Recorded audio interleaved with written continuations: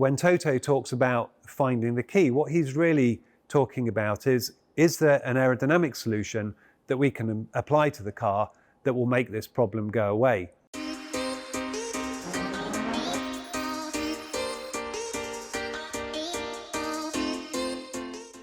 First question, how is the team doing?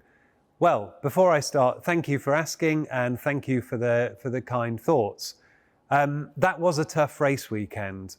We know where we are at the moment. We know that gap that we need to make up to get where we want to be. But as a team, we're very focused on the engineering challenge that this is. And it's a very interesting engineering challenge. Problems that are new to us that we need to get on top of and understand.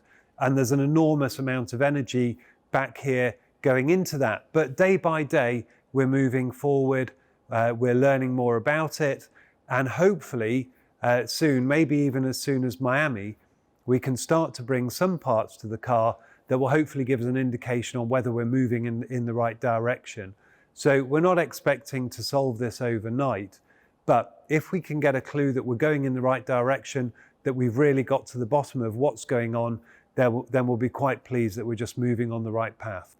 Did George maximise the result? Well, given the difficulties we had in qualifying, given the fact that he finished the sprint race where he started, it was certainly a good effort on Sunday to bring the car home in fourth. We also had that issue with the front wing adjuster that meant he had the wrong balance. He was effectively driving a wet car balance in the dry. So there's no doubt that was costing him performance. And we're very pleased with the fourth place that he was able to achieve. Who knows what he could have done if we had had the right car balance in that final stint, but he also did a great job to keep Valtteri behind. Why was Lewis struggling to overtake Gasly? Well, it's the same problem that we had in the sprint race, when you're in what we're calling a DRS train.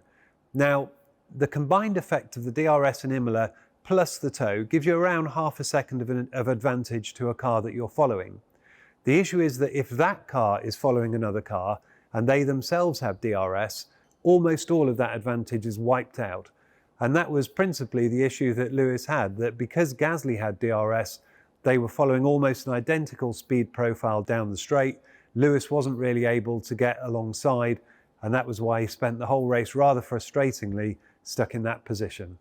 Why didn't we stop Lewis a lap or two earlier? Well, with the benefit of hindsight, we would have done.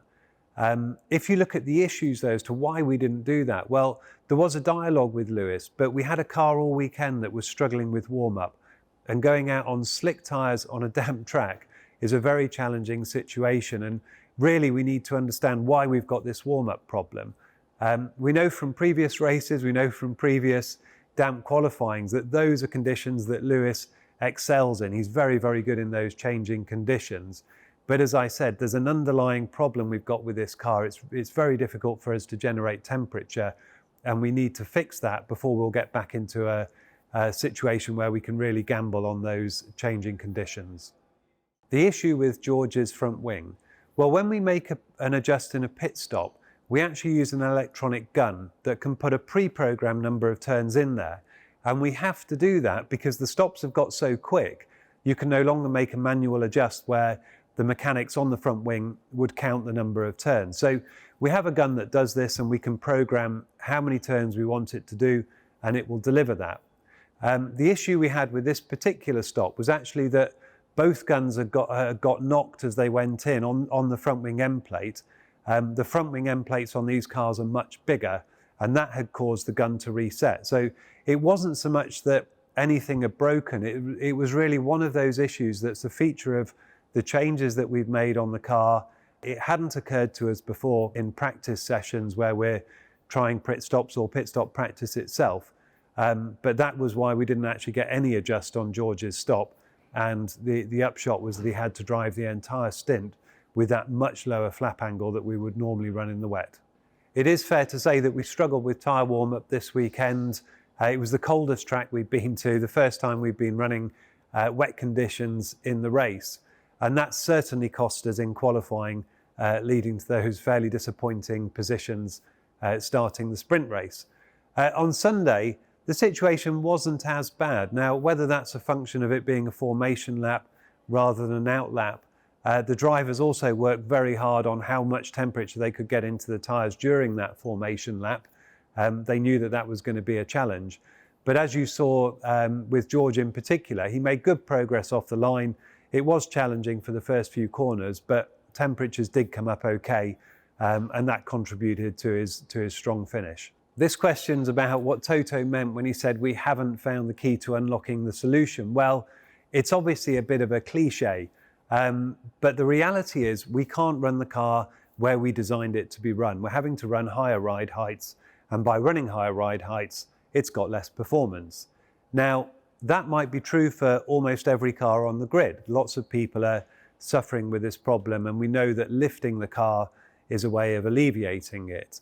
A lot of the work that's been going on in Brackley has been to understand the phenomenon and whether we can actually control it, whether we can engineer it out of the car.